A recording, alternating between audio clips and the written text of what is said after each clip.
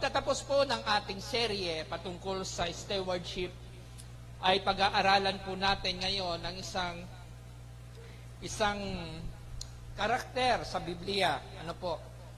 At tunay nga na itong karakter na to ay nawa maging isa sa mga gabay po natin, ano po, sa paglakad po natin sa mundong ito. Ano po?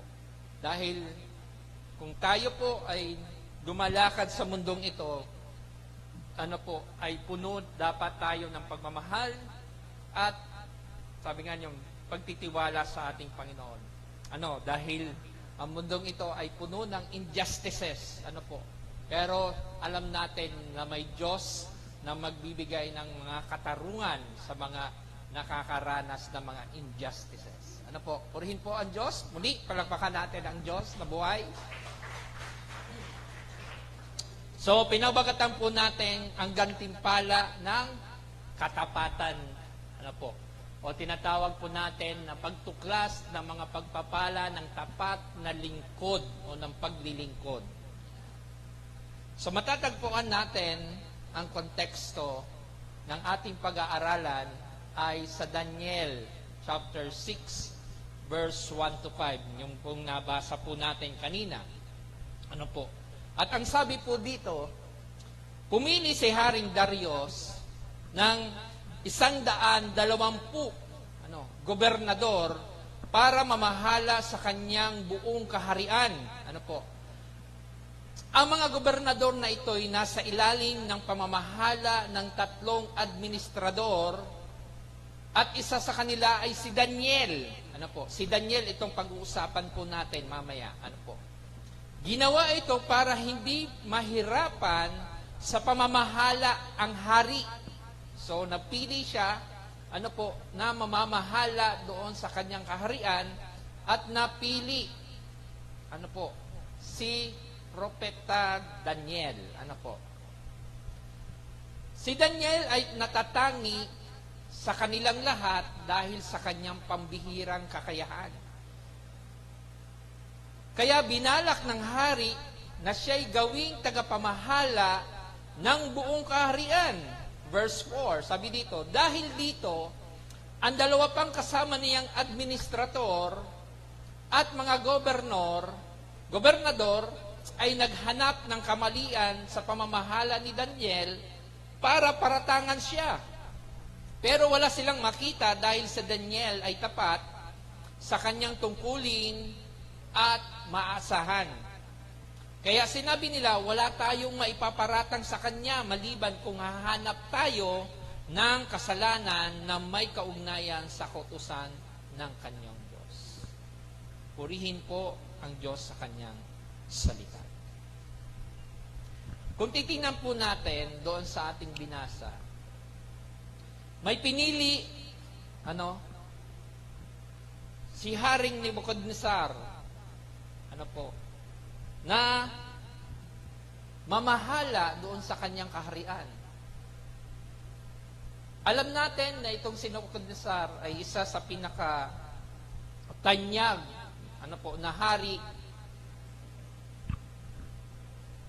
doon sa Old Testament. Siya po ay isa sa mga haring mandirigma o nang nanakop ng mga bansang bansa. Siya ay hari ng Babylonia. Nasa kasalukuyan ay Iraq. At itong haring si Nebuchadnezzar, meron siyang gusto lagi na sasakupin niya ang bawat bansa na kanyang katabi. At ito'y kanyang magiging alipin. At nakasama po dyan ang Jerusalem.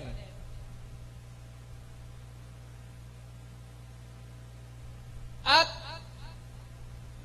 sa madaling salita, nabihag nila ito si Prophet Daniel.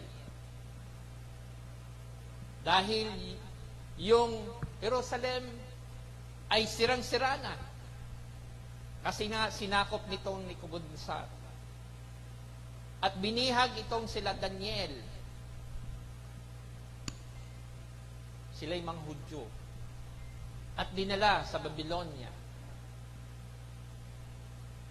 At nakitaan ni Nebuchadnezzar itong si Daniel ng isang katangian na hindi makikita sa pareho niyang tao.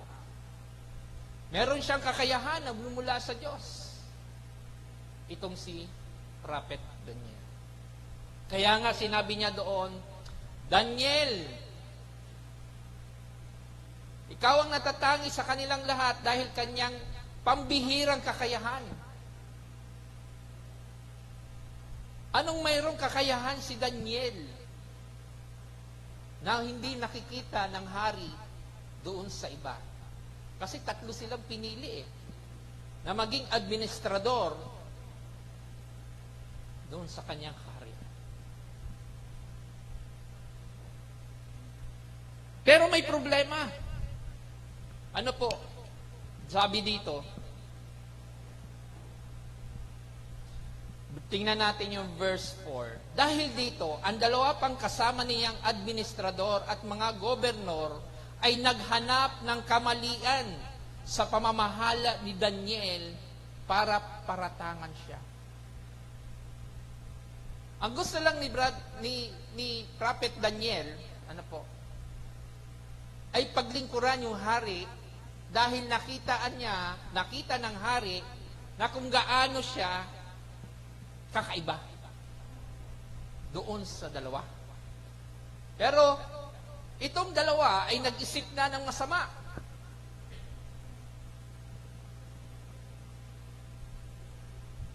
Nainggit. Ano po? Nainggit. Ano? So, ibig sabihin, yung git pala, simula pa nung una panahon. Maging kila Cain at Abel, di ba? Nagkaroon din ng inggitan, kaya napatay yung isang kapatid.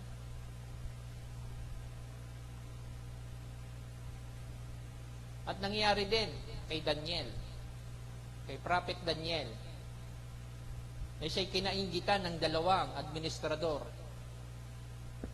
Di ba?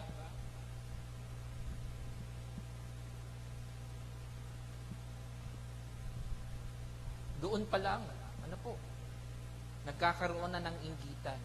Kaya dito, sa Biblia, ang inggit daw ay tinuturing na bagay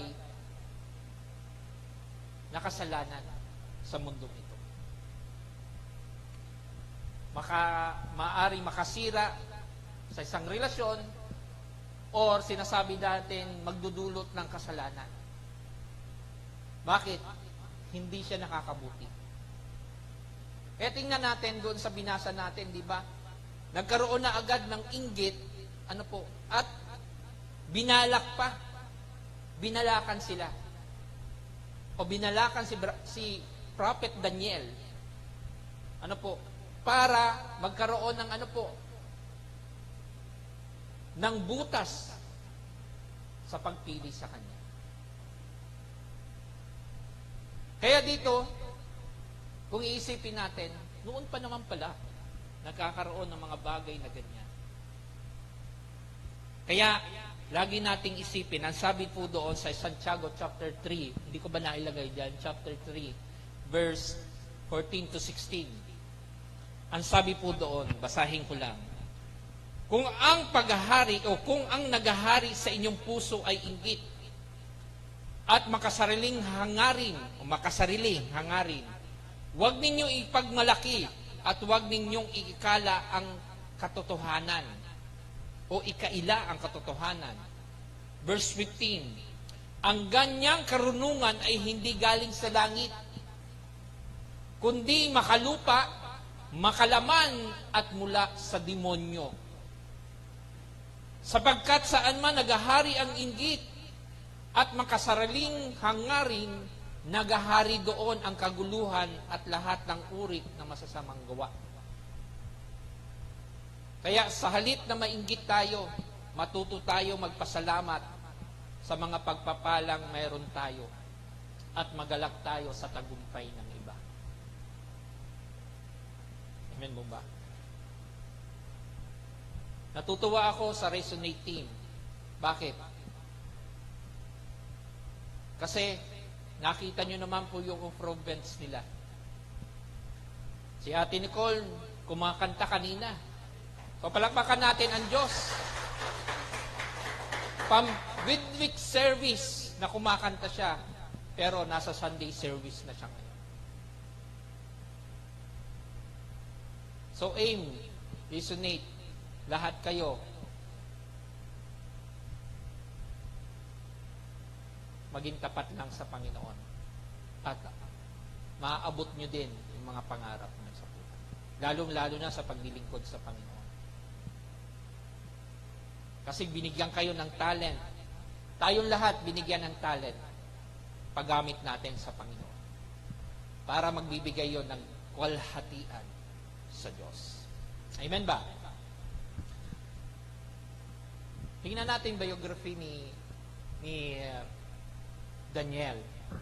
Sabi dito, si Propeta Daniel ay isang kilalang lingkod ng Diyos sa Lumang Tipan. Nasa aklat ng Daniel na isang Hudyo. So, isang Hudyo siya na dinala ng Babylonia o dinala sa Babylonia, na ito ay sinasabi natin sa modern ngayon, ang Babylonia ay Iraq. Bilang bihag noong panahon ng pagkawasak sa Jerusalem. Kasi itong si Nabucodonosor, hari ng Babylonia, ay matapang ito. Laging sumusugod siya at marami siyang mga kawal para puntahan yung mga karatig, na mga bansa at gusto niyang sakupin at nakawin ang lahat ng yaman na mayroon doon. At kasama na dito ang Jerusalem. At dito na nga nangyari, nabihag itong sila Prophet Daniel, dahil alam natin na may purpose ang Diyos.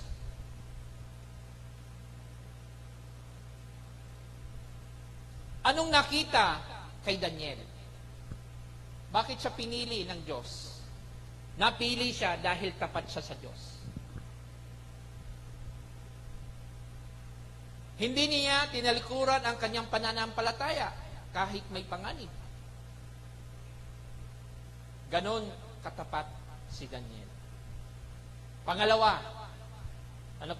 siya ay matalino at may karunungan. Binigyan siya ng Diyos ng pag-unawa, ng mga panaginip, pangitain, na galing, sa Diyos at ibinigay sa hari. Naguluhan ang hari na si Nabucodonosor doon sa panaginip at hindi niya nagustuhan at naguguluhan itong si hari ni Nabucodonosor. At gusto niyang ma-interpret ang panaginip na yon. Kaya itong si Daniel, ay pinili ng Panginoon dahil siya ay mayroong kakaibang kakayahan. Si Daniel din ay matapang at buo ang loob. Hindi siya natakot sa anumang mga bagay na sabihin ng hari sa kanya. Ipinakulong siya sa isang kulungan ng leon. Kung nagbabasa kayo sa 1 King,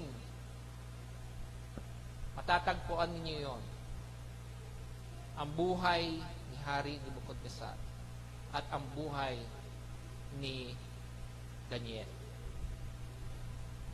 Alam natin na noong pinadala, ni Haring Nabucodonosor itong si Daniel doon sa kulungan ng mga leon, ay hindi siya nilapa ang leon. Kasi sumasa kanya ang Diyos.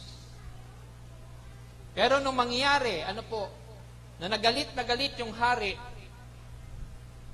tinapon yung tauhan at hindi pa lamang lumalapag yung tauhan doon sa lupa, ay sinasalo na sila ng layon. Itingnan niyo po yung kapangyarihan ng Diyos. Yun yung kakaibahan kung gaano ka dapat maging tapat sa Panginoon. Maging ganun din, doon sa hari, kilala niyo yung tatlo na inilagay doon sa pugon? Sino nga yun? Si Shadrach, Meshach, at Abednego. Dahil hindi sila sumasamba doon sa pinagawa ni Nebukadnezar na ribulto, inuhulog sila doon sa nagbabagang apoy, sa isang pugon, o yung horno, kung tawagin. Sila ba'y nasunog? Hindi. Sila'y iningatan ng Panginoon dahil tapat sila na naglilingkod sa Diyos. Kaya kung si Daniel, ay hindi marunong mamahala, ano kaya ang sasapitin niya doon sa kamay ng hari? Kayong isipin natin, ang karakter ni Daniel ay isa sa pinakamagandang halimbawa na makukuha po natin na kapag tayo po ay pinamahalaan ng isang bagay, kailangan nating bigyan ng pansin. Bigyan natin kahalagahan. Kasi, sinabi ko nga, di ba, noon sa ating mga pinag-aralan, ang pagtitiwala ay isang bagay, pinagkatiwalaan ay isang bagay, na ibinigay sa iyo ng Diyos, at hindi yan ay iyo. Yan lang ay pinagkatiwala sa Diyos, sa iyo ng Diyos. Kaya hindi mo dapat ariin ang hindi sa iyo.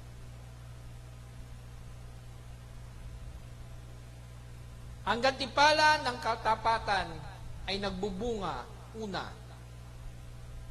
ng tagumpay. Sa verse 1 and 3, sinabi doon sa ating binasa, sabi doon, pumili si Haring Darius ng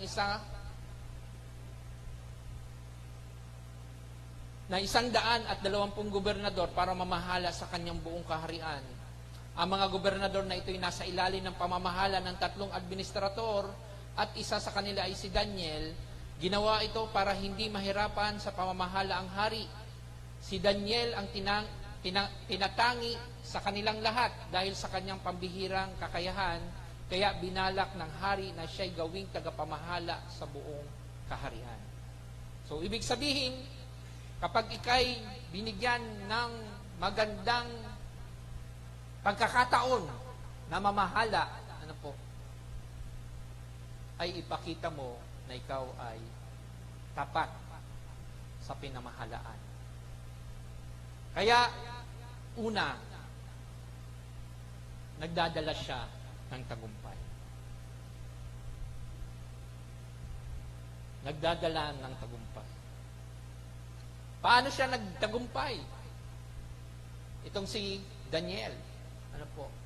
Una, sa karunungan. Siya'y matalino.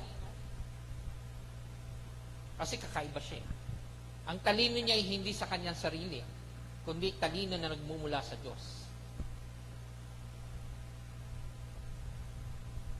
Kung ang talino na nagmumula sa Diyos,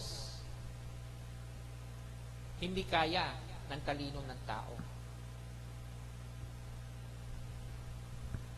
Karunungan, marunong siyang mag-isip at magpasya. Gumagawa siya ng mabuti.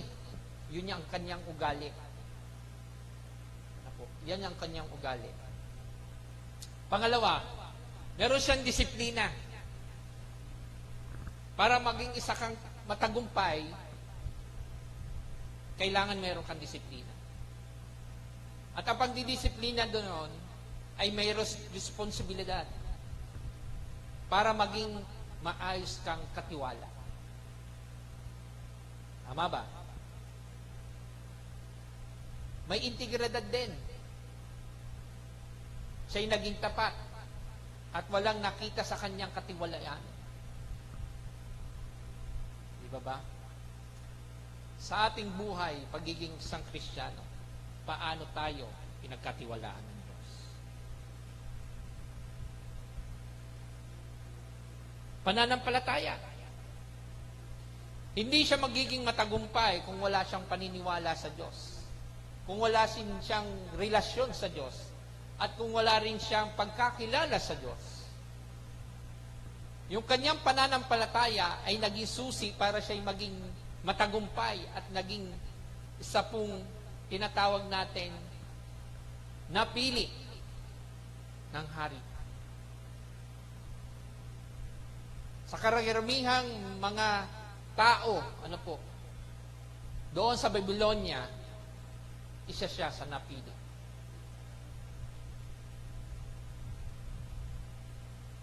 Kaya nga, sa buhay po natin ngayon, isipin natin lagi, gaano ba ako naging maging matagumpay na anak ng Diyos? Na tulad ni Haring Daniel o ni Propeta Daniel, na kung gaano ang gantimpala doon sa katapatan niya.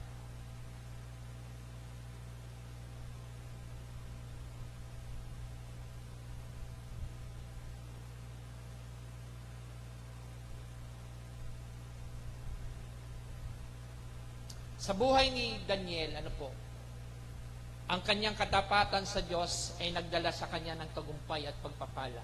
Amen po ba? Bakit? Nakita natin yung sakripisyo. Siya'y bihag ng Babylonia. Alam natin, kapag bihag ka, hindi ka magkakaroon ng kalayaan. Kapag bihag ka, even masakit na mga bagay ang mangyayari sa iyong mga tinatawag natin mga kasamahan o mga kalahi mo kasi nga binihag ka. Pero sa pagkakataong ito, si Propeta Daniel, ang siyang nagbigay,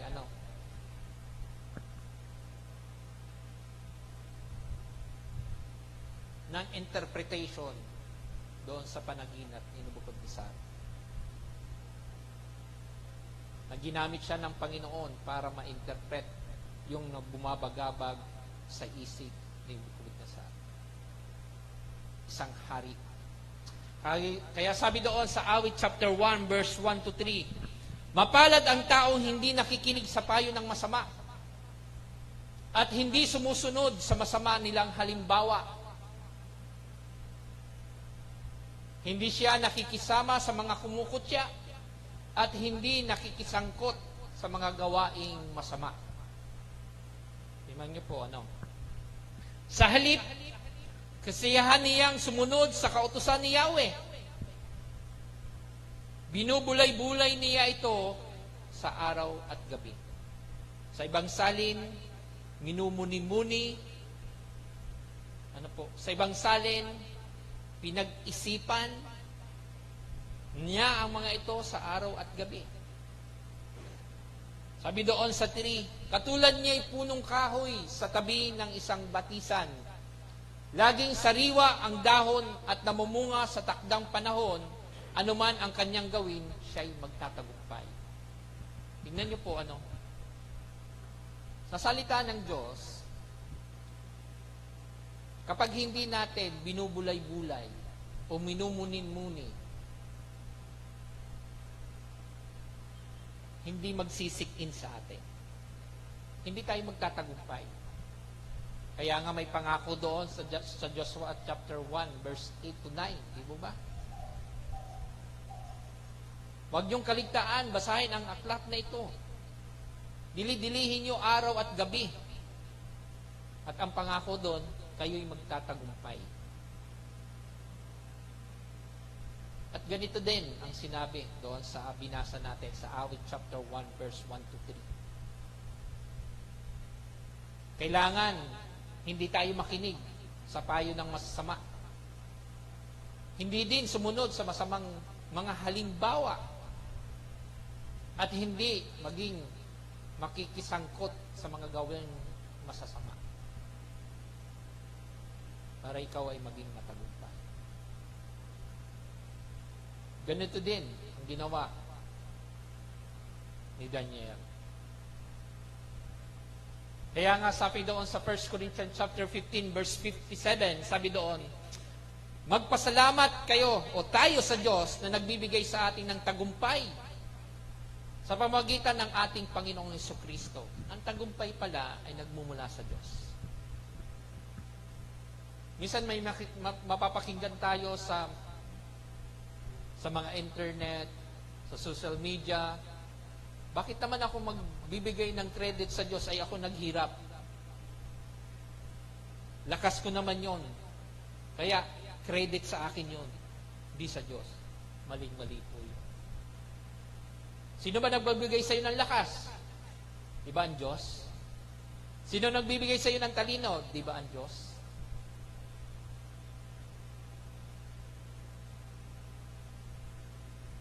Kaya ang dapat ang credit sa ating pagpapagal ay galing dapat sa Diyos. Lagi sa Diyos, hindi sa atin. Kaya nakakalungkot. Minsan hindi marunong sila magpasalamat sa Diyos. Dito pa lang sinasabi na sa 1 Corinthians chapter 15 verse 57 na magpasalamat tayo sa Diyos na nagbigay sa atin ng tagumpay. At sa pamamagitan ng ating Panginoong Jesucristo, sinabi na, sa pamamagitan ng ating Panginoong Jesucristo, tayo ay magtatagumpay. Pangalawa, ang gantimpala daw po ng katapatan ay nagpapakita ng magandang patutuo. Kung tapat ka na pinamahalaan ng Diyos, dapat mayroon kang magandang patutuo. Bakit? Una, gumagawa ng tama kahit mahirap.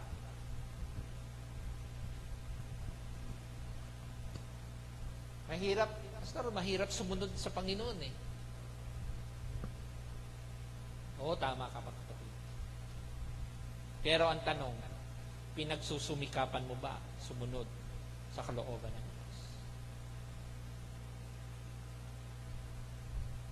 Marunong tumupad sa pangako.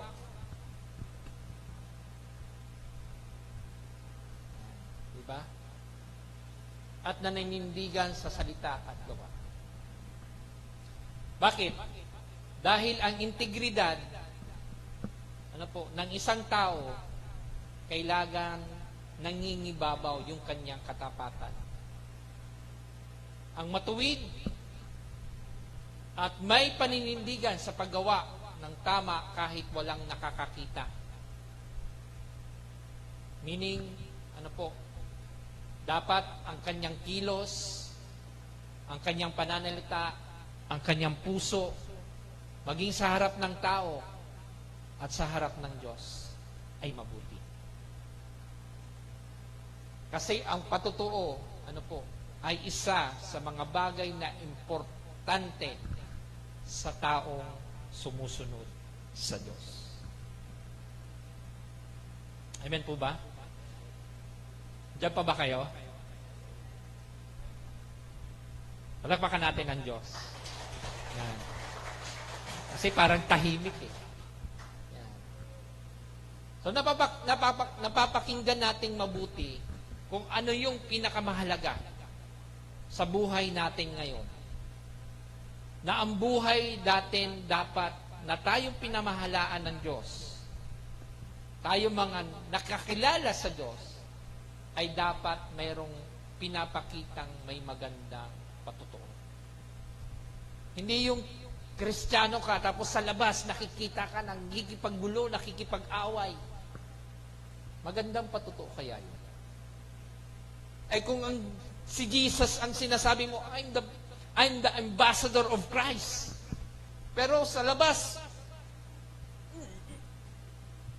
bayis ka dyan, hindi kita kailangan. Sabihin mo, pangit-pangit mo. Di ba? Mabuti kaya yung patotoo? Sa tingin ninyo? Siyempre hindi. Nagagalit ang Panginoon doon sa mga ganong pag-uugali. Ang patotoo, ang tunay na patotoo, tandaan natin, na nagmula kay Kristo ay ganito. Kailangan makita sa iyo yung Christ-like na Jesus. Anong ibig sabihin ng Christ-like? Anong mayroon ang Diyos?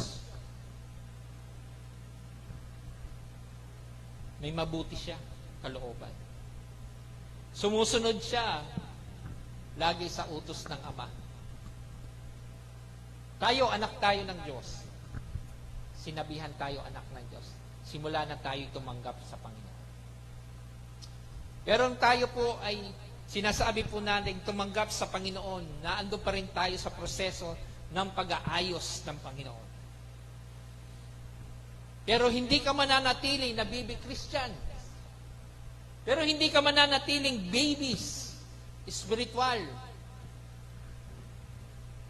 Kailangan mayroong paglago. Tama po ba? At ang paglagong yun ay dapat makikita sa iyo habang ikaw din ay tumatanda sa mundong ito. Hindi pwedeng naiiwanan yung sinasabi nating spiritual life mo. Tumatanda ka pero yung spiritual mo ay baby pa rin. Hindi po dapat gano'n. Kung tumatanda ka, kailangan tumatanda din ang iyong spiritual. Para hindi darating sa panahon na kapag hindi ka napansin na kapatid, magtatampo ka. Di ba? At sasabihin mo, ay, ayaw ko na.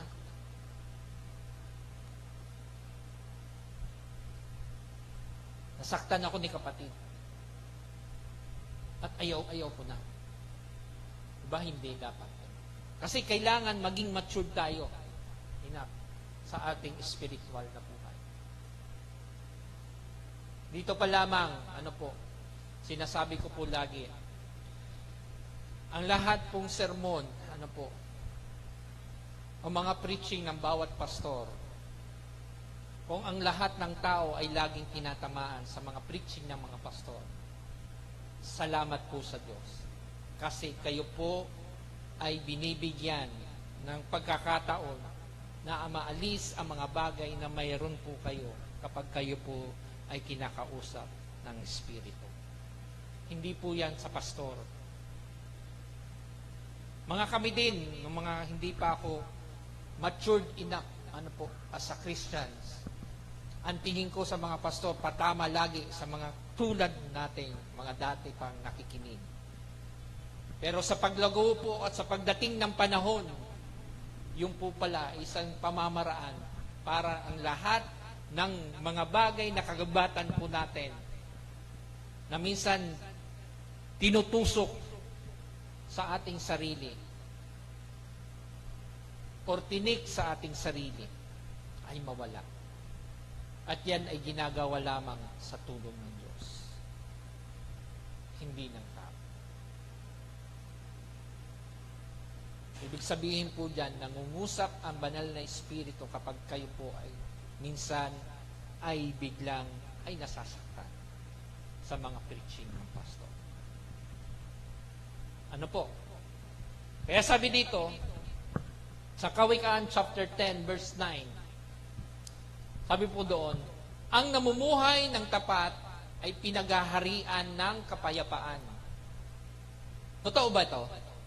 Sa inyo, naranasan nyo ba? Ang pinaghaharian daw ng tapat ay, ang namumuhay daw ng tapat, ay pinaghaharian ng kapayapaan. Ngunit ang may likong handa o landas ay nalalantad balang araw. Pagliko daw ang iyong landas, may nalalantad balang araw. Is it warning? Kapag hindi tayo namumuhay, hindi ka paghaharian ng Diyos.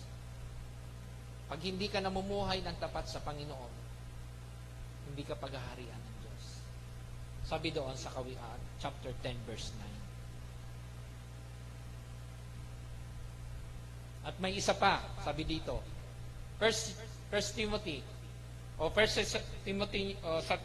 unang Timoteo chapter 4, verse 12. Sabi dito, huwag mong hayaang hamakin kanino man dahil sa iyong kabataan. Kaya minsan, mga bataan, nabubuli. Yan. Sabi dito, huwag ninyong hayaang hamakin kanino man dahil sa iyong kabataan. Sa halip, sikapin mong maging halimbawa sa mga mananampalataya. Sikapin, ha? Alam ng Diyos na tayo mahina. Amen po ba? Pero ang paalalan dito, sa unang Timothy, ay sikapin mong maging halimbawa sa mga mananampalataya sa iyong pagsasalita, pag-uugali, pag-ibig, pananampalataya, at malinis na pamumuhay.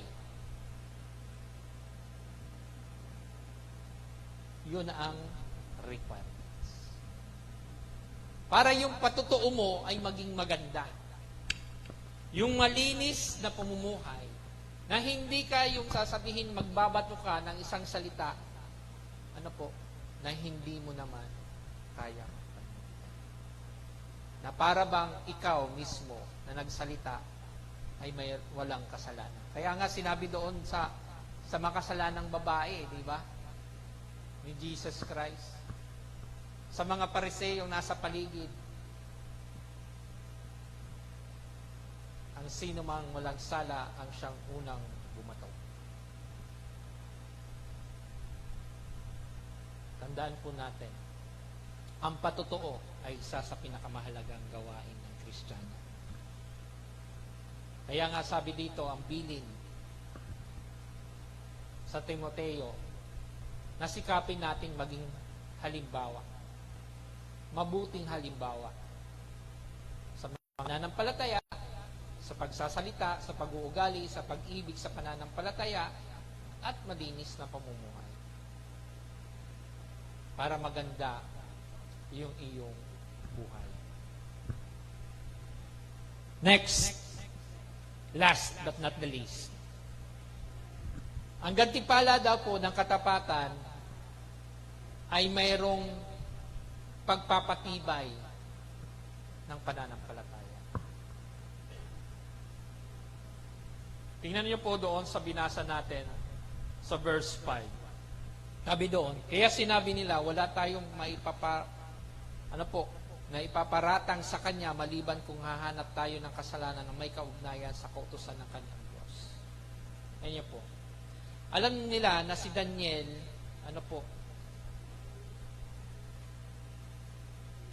ay mayroong matibay na pananampalataya sa Diyos. Kaya, hindi po, na aksidente na pinili siya ni Nebuchadnezzar na maging isa sa mga administrador na mamahala doon sa kanyang kaharian. Bakit? Kasi mayroon siyang matibay na sandigan sa pamamagitan ng salita ng Diyos. Tayo bilang mga mananampalataya, paano tayo nagiging tapat sa Panginoon? Paano tayo nananatili sa salita ng Diyos? Paano natin tinatawag po nating paninindigan na ang salita ng Diyos ay totoo at tunay sa buhay natin? Kaya una, sa Romans chapter 10 verse 17, kaya nga ang pananampalataya ay nanggagaling sa pakikinig ng salita ng Diyos. By hearing and hearing the Word of God, nagkakaroon tayo ng pananampalataya. That's the faith.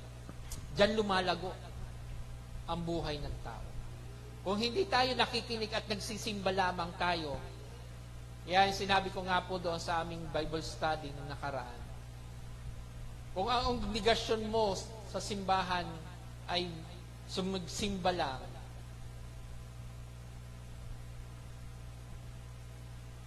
ay hindi yung makakaglorify sa Panginoon. Parang ang pagsimba mo ay magiging obligasyon lang, ay hindi po yun makakalunsod. Nagsimba ka dahil gusto mong pasalamatan ng Diyos, papurihan ang Diyos, at bigyan ng mataas na kaluguran dahil sa ginawa niyo sa iyo. Diba ba? Kaya dito, ang pananampalataya daw ay nagsisimula sa pakikinig at pakikinig at pakikinig ng salita ng Diyos. Kapag tayo po ay nagbabasa ng Biblia, kailangan meron tayong sinasabi po natin, actions. Hindi lamang dapat nating pakinggan ang salita ng Diyos, kundi kailangan nating isapamuhay ang salita ng Diyos.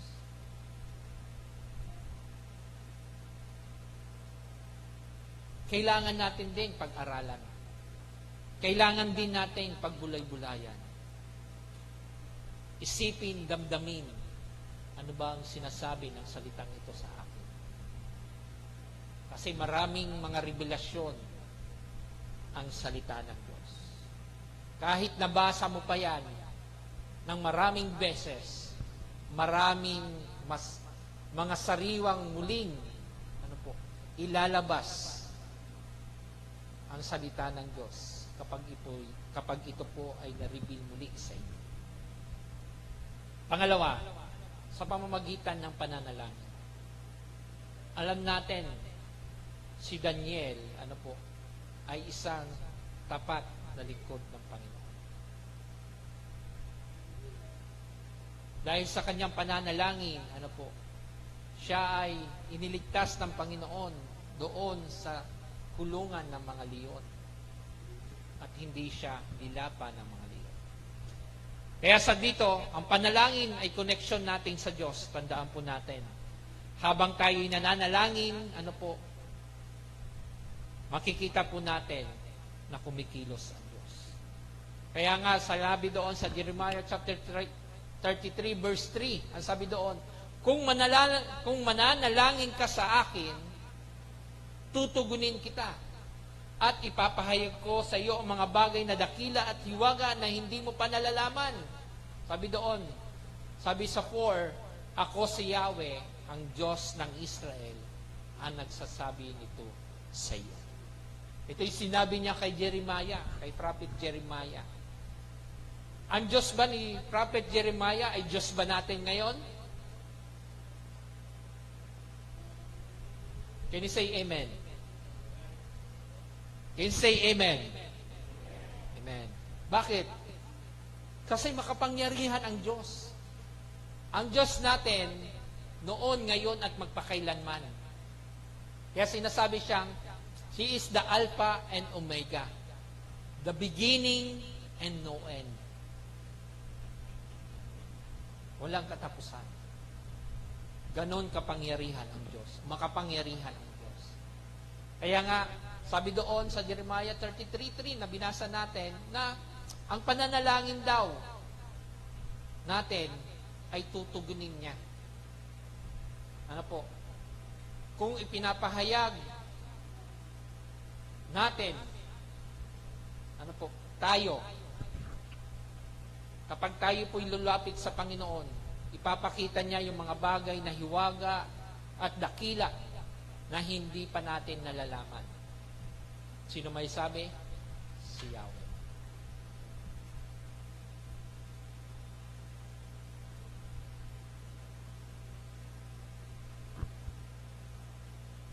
Pangalawa, letter C, pangatlo. Sa pamagitan ng pagsunod. Ang gantimpala ng isang matapat na naglilingkod ay sa pamagitan ng pagsunod. Di ba?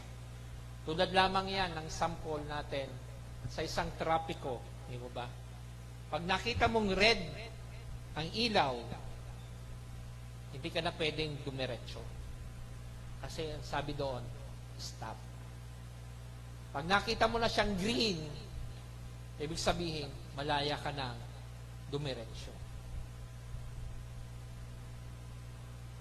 Kapag ikaw nag-violate ng traffic rules and regulations, ikaw ay sasabihin, paparusahan ng paglabag sa batas traffic.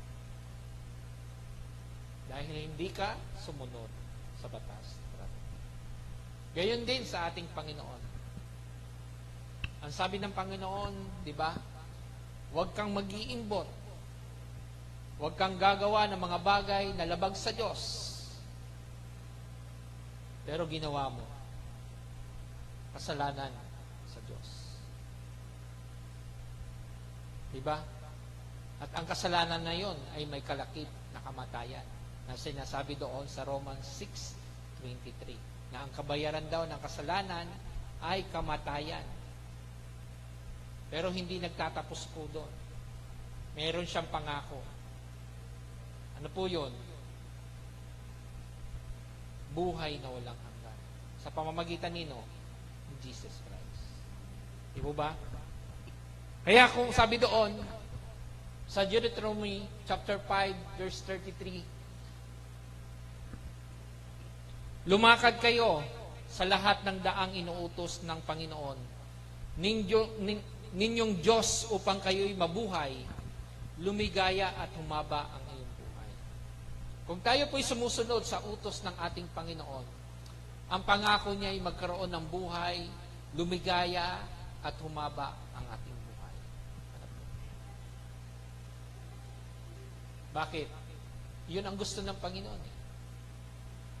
Minsan talaga, ang tao, kapag siya'y nagkakasala na at sobra na sa sukdulan, minsan kinukuha po ng Diyos yan para hindi ka nasakit sa lipunan. Ito po yun.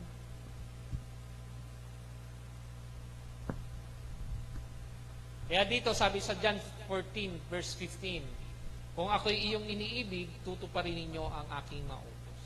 Kung mahal natin ang Diyos, iibigin natin siya. Whatever it takes. Kasi Diyos siya.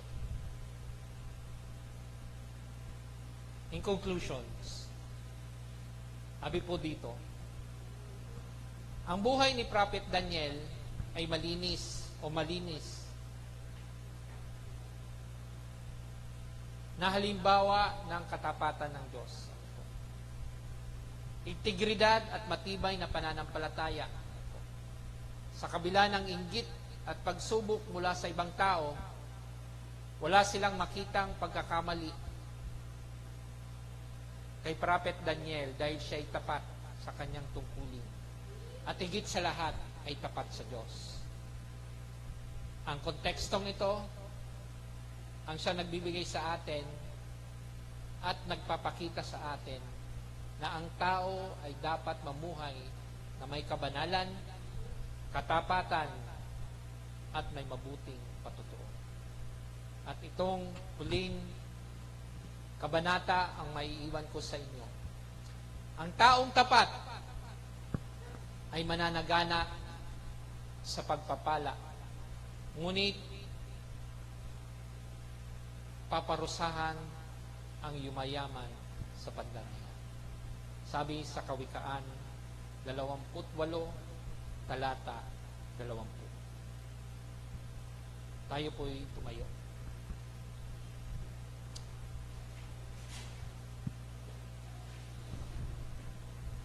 At tayo'y manalangin.